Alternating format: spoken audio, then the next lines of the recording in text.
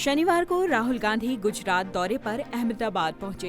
इससे पहले ही बजरंग दल और वीएचपी के कार्यकर्ताओं ने उनका खूब विरोध किया, हंगामा काटा।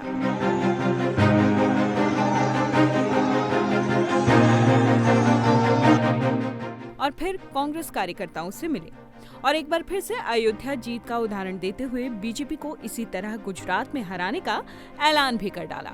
सुनिए। मैं आपसे यहाँ कहने आया हूँ, इन्होंने आपके ऑफिस पे आपके कार्यकर्ताओं पर आक्रमण किया है। अब आपको डरना नहीं है, डराना नहीं है।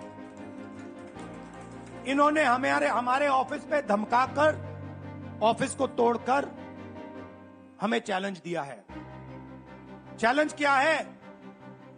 गुजरात के चुनाव में मैं आपको बता रहा हूं, हम सब मिलकर इनको गुजरात में हराने जा रहे हैं।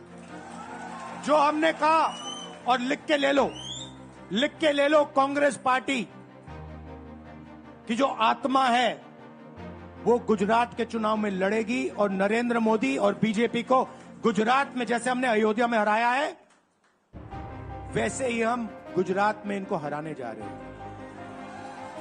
कौन हराएगा? हमारे लीडर हराएंगे, हमारे बब्बर शेठ टाइगर हराएंगे। राहुल गांधी के इस बयान के मायने क्या है, चलिए समझने की कोशिश करते हैं। अयोध्या सीट की चर्चा वो जहां भी जाते हैं जरूर करते हैं। संसद में भी वहां के सांसद अवधेश प्रसाद को उन्होंने अपने बगल में ही बिठाया था अपने स्टेटमेंट के दौरान। दरअसल उत्तर प्रदेश की फैजाबाद सीट बीजेपी का गढ़ मानी जाती रही है, लेकिन इसी सीट पर बीजेपी को हार का सामना करना पड़ा। समाजवादी पार्टी के अवधेश प्रसाद यहां से जीते और इंडिया गठबंधन ने इसे खूब प्रचारित किया। सवाल ये कि गुजरात में राहुल ने क्यों किया अयोध्या का जिक्र? अब आते हैं इसी सवाल के जवाब पर। और इसके सियासी मायने क्या हैं?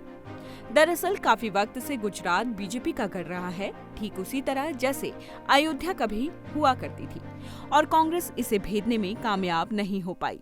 लेकिन इस बार लोकसभा चुनाव के नतीजों ने इंडिया गठबंधन के दलों में नई जान फूंक दी।